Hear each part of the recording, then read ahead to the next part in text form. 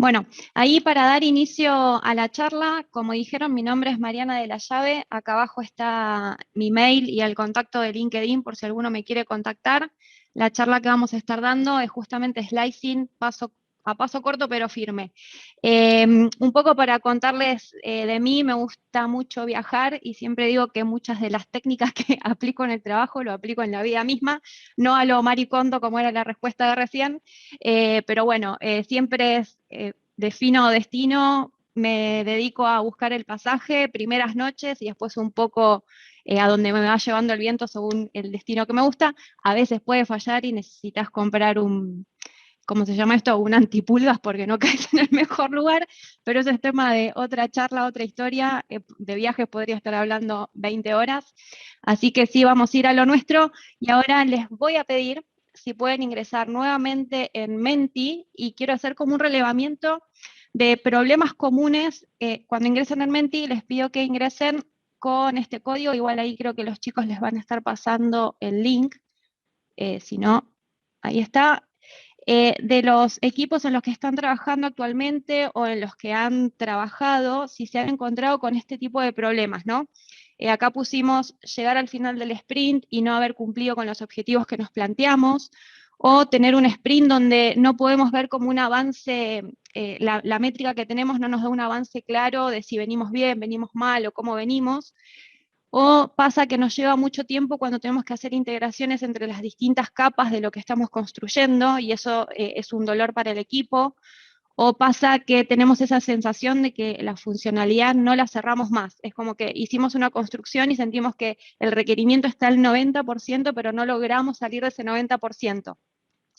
También otro problema común que hay a veces en los equipos es de haber trabajado en un requerimiento y por ahí pasa el tiempo, pasan sprints, pasan semanas y tener que volver con lo que sean bugs o mejoras sobre algo que yo ya dejé y me olvidé.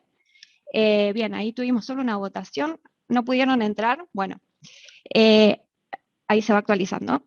Después tenemos que por ahí no tenemos un feedback periódico de lo que de lo que son los usuarios, ¿no? No tenemos ese feedback, ese ida y vuelta de cómo venimos, si lo que les estamos entregando les da valor o no.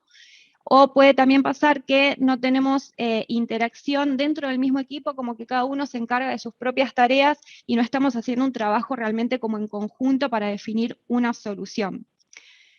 Muchas veces este tipo de problemas, y esto me baso 100% en mi experiencia, viene en cómo gestionamos los requerimientos, o sea, la gestión justamente de todos los ítems que entran dentro del sprint y de la calidad que tienen esos ítems. No es que sea esa la raíz, causa raíz de estos problemas, 100%, pueden haber otros problemas, pero muchas veces viene el tema por ahí y está bueno trabajarlo. Bueno, dicho esto, los problemas comunes que por ahí tenemos, me vengo para acá, sigo con la presentación. Quiero que hagamos como un repaso de un concepto que es el incremento. ¿A qué llamamos incremento? No sé quiénes han leído por ahí la guía de Scrum, si no les recomiendo que lean una lectura, pero bueno, cuando hablamos de Scrum siempre tenemos planteados como separaciones de tiempo, lo que llamamos sprint, donde vamos a estar trabajando ítems de nuestro backlog, requerimientos. Tenemos una entrada y al cierre de ese sprint tenemos que lograr una salida. Esa salida es lo que llamamos incremento, y ese incremento es no más que una porción del producto que estamos construyendo que esté funcionando, donde el usuario se pueda sentar, jugar con eso, darnos feedback. Hay como un montón de métricas dentro de lo que es el desarrollo de software, pero una de las más importantes y la que más peso nos da es tener un producto, o sea, tener funcionalidad andando. Entonces, cuando hablemos de incremento dentro de esta presentación, vamos a tener esto en mente. Tengo un sprint donde tengo una entrada y al cierre tengo que generar este incremento que es la salida. Ahora sí, les vuelvo a pedir que ingresen en Menti para el segundo link. Ahí vamos a esperar a ver que se conecten algunos. Y acá vamos a ir sí con algunas preguntas sobre slicing para ver cuánto sabemos del tema. Ahí no sé chicos si pudieron pasar el link, si no, si entran en menti.com y cargan este código que figura acá, también tendrían que poder entrar.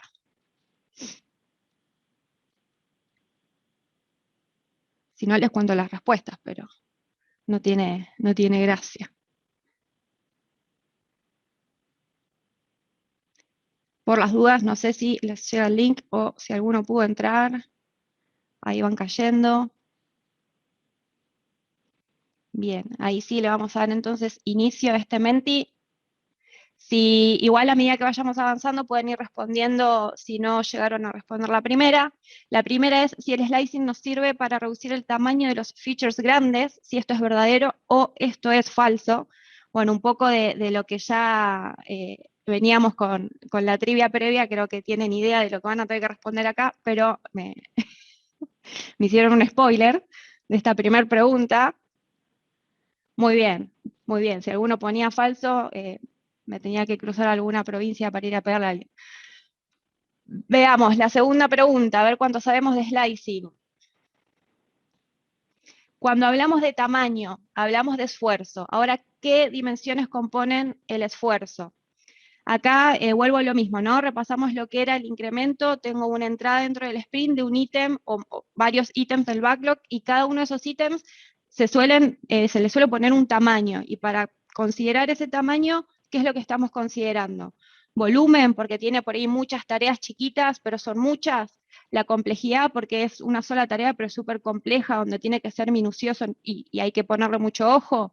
El riesgo que tiene, si hay algo que está medio atado con alambre y sabemos que puede ser riesgoso, bueno, o la incerteza, si hay algo que no conocemos, la realidad es, como votó la mayoría, muy bien, es todas las anteriores.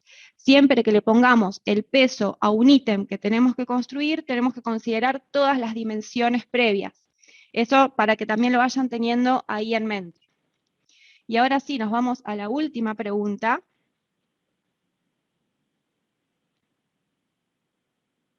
que es ¿hasta cuándo tenemos que slicear un feature, un requerimiento para reducir el tamaño? Acá pusimos un par de opciones, si es hasta que tenga menos de 13 puntos o si es hasta que deje de ser una épica, una historia grande y pase a ser una historia más chica, hasta que nos haga sentido, hasta que se pueda desarrollar, construir y testear en un día, o hasta que tenga solo 5 criterios de aceptación. A ver qué pone el público.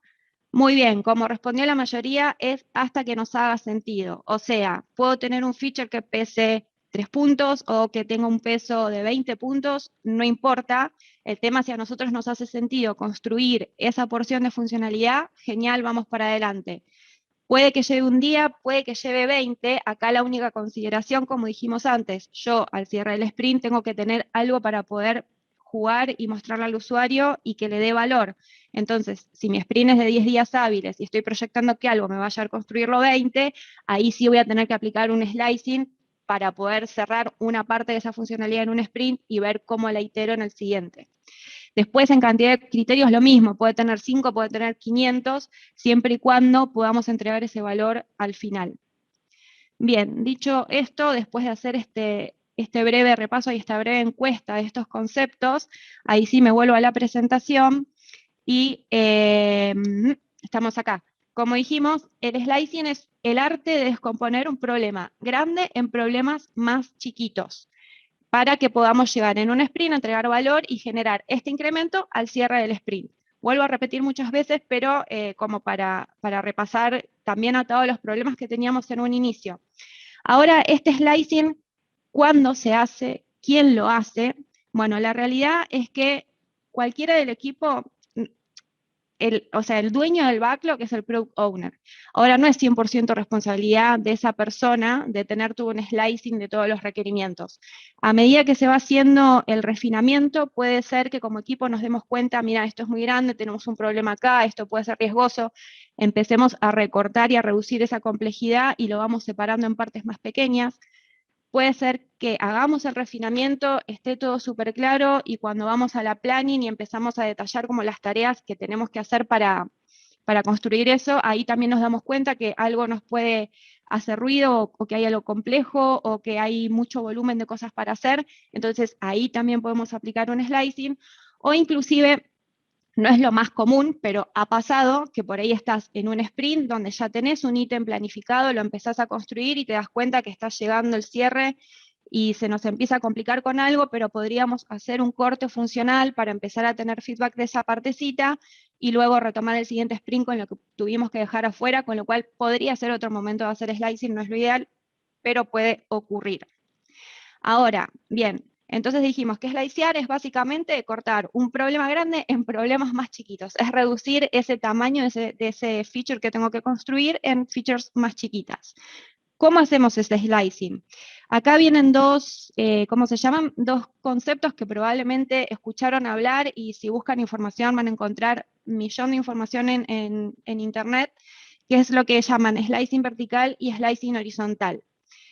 Dentro de los equipos de desarrollo también es muy común cuando entramos, por ejemplo, un board de un backlog, de un sprint backlog, ver muchas tareas, ¿no? Muchas tareas técnicas del tipo que hay que construir un servicio, o hay que construir un front con una pantalla, hay que construir, no sé, hay que crear una tabla y crear un script para editar tales datos.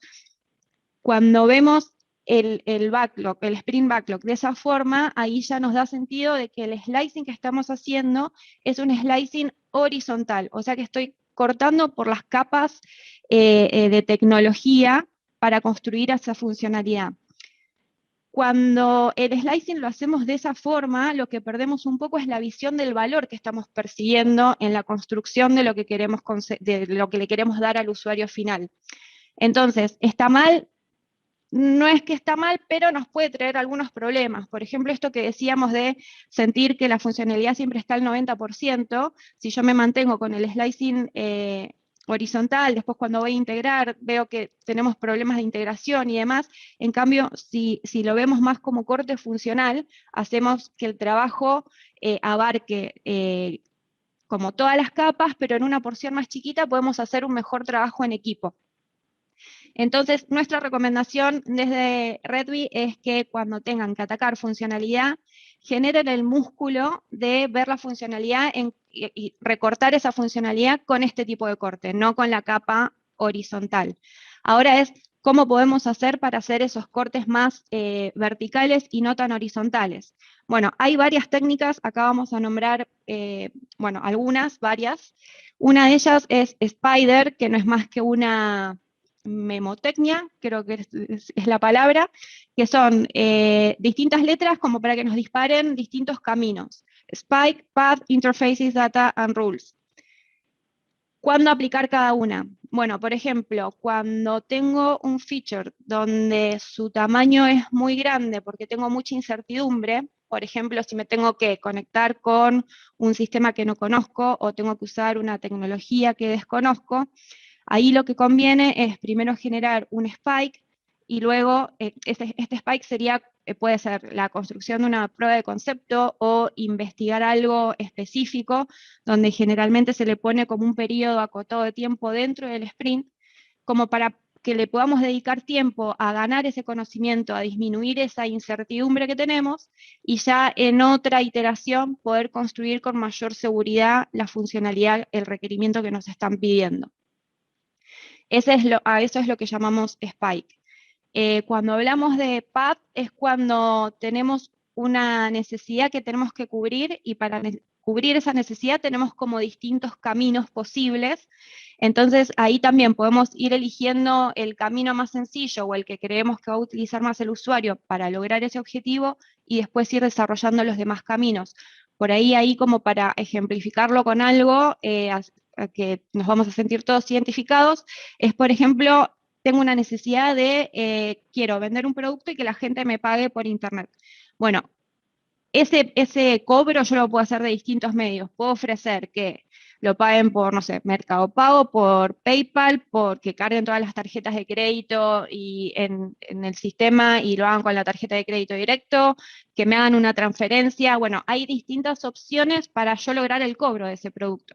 Entonces ahí podemos empezar a desarrollar esos distintos caminos en distintas historias, donde yo ya con un camino desarrollado ya empiezo a lograr el objetivo de cobrar, y después le puedo ir poniendo estos anabólicos de otras opciones con las que puedo brindarle más opciones al usuario final. Cuando hablamos de interfaces, ahí generalmente lo podemos plantear cuando tenemos sistemas, por ejemplo, que los brindamos, no sé, tengo un servicio que le da información a usuarios y el usuario puede ingresar desde un portal web, puede ingresar desde una app mobile que puede ser nativa, Android y iOS. Bueno, ahí lo que podemos hacer, si vemos que algo se nos complejiza, cubrirlo en todas estas interfaces que tenemos con el usuario, es primero elegir aquella que sabemos que el usuario utiliza más, por donde más acceden, construimos primero el requerimiento para esa interfaz y luego lo empezamos a llevar a las demás. ¿Qué es lo que ganamos con esto? Ya al salir con uno de esos medios a través del cual el usuario empieza a interactuar, yo ya empiezo a tener feedback y puedo relevar cómo va haciendo esa interacción y ya todas esas mejoras implementarlas en las siguientes interfaces.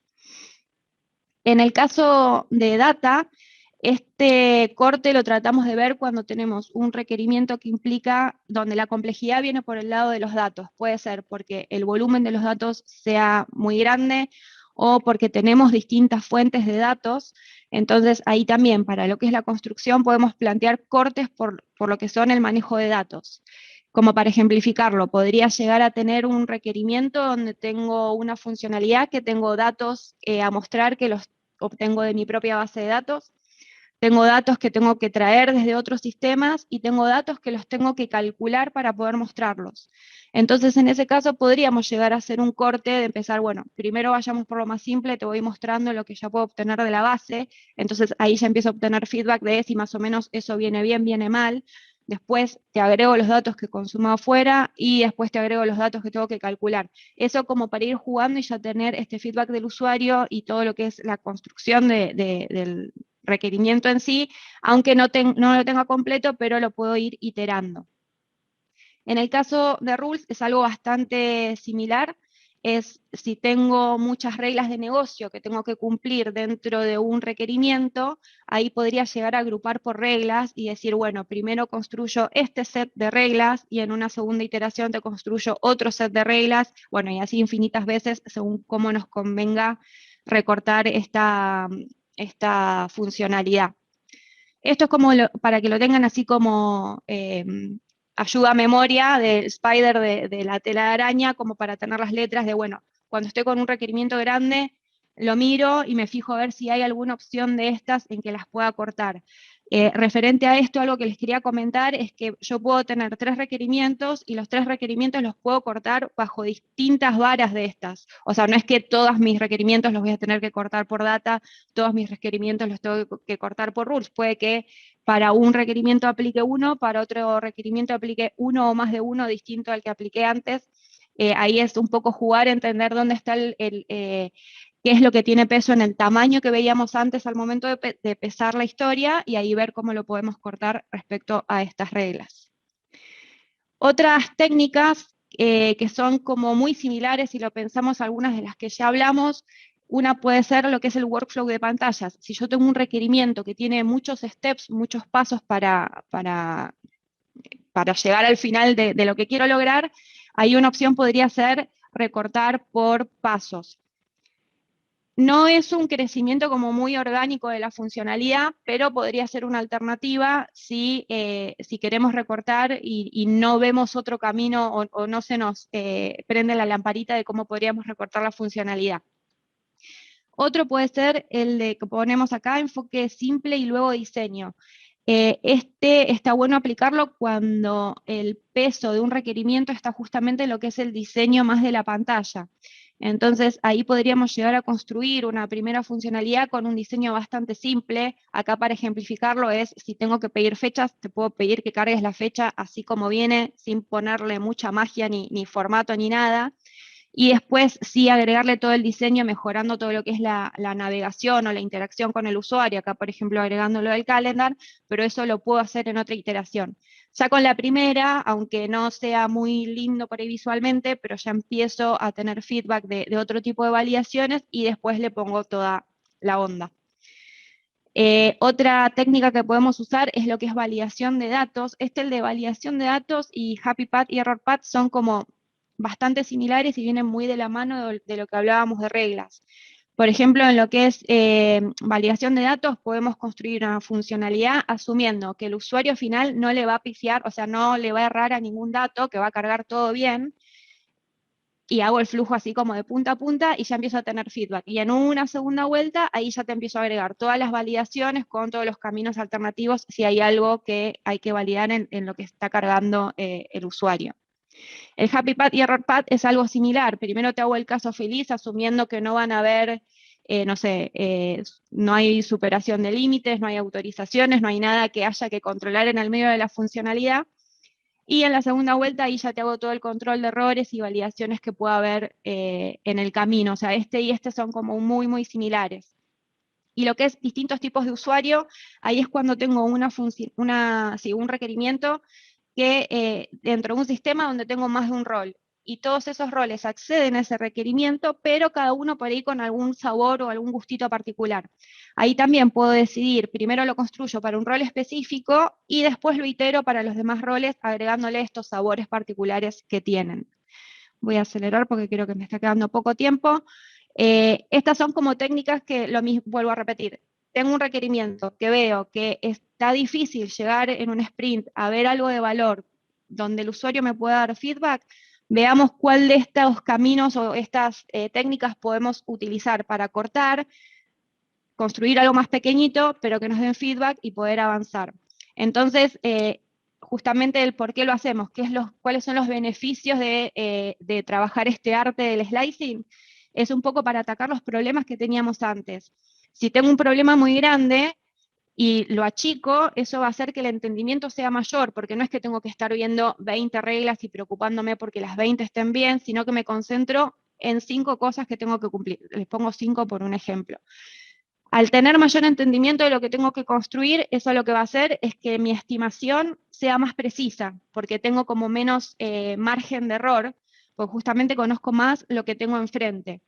También decimos que nos ayuda a mejorar prioridades, porque al hacer este tipo de slicing, puede que logremos quedarnos con lo realmente necesario del requerimiento y lo que no, lo podemos patear para más adelante y darle lugar a otras cosas que pueden dar más valor que sean de otros requerimientos. Entonces, estas prioridades, este recorte también nos ayuda a lo que es manejar prioridades. Nos ayuda a disminuir el riesgo, por lo mismo que decíamos antes. El problema es más chiquito, es más acotado, con lo cual el riesgo es menor y vamos a estar todos más enfocados en que ese pedacito se cumpla. Y como estamos construyendo pedacitos más chiquitos y los estamos entregando con más frecuencia, porque con seguridad sabemos que lo vamos a cerrar en ese sprint, ahí hacemos que el feedback que tengamos también del lado de negocio sea más frecuente. Y a mí el punto más beneficioso, que es el que me gusta, es el que genera engagement porque del mismo equipo, ¿no? Cuando uno tiene como una lista de cosas para hacer y tiene feedback y puede ir como tachando de la lista, esto lo hice, lo hice, lo hice, creo que es como más motivante a cuando tenés esa curva del 90% y sentís que nunca terminás con lo que habías planificado. Así que nada, espero que practiquen mucho lo que es la técnica del slicing y ahí sí, preguntas.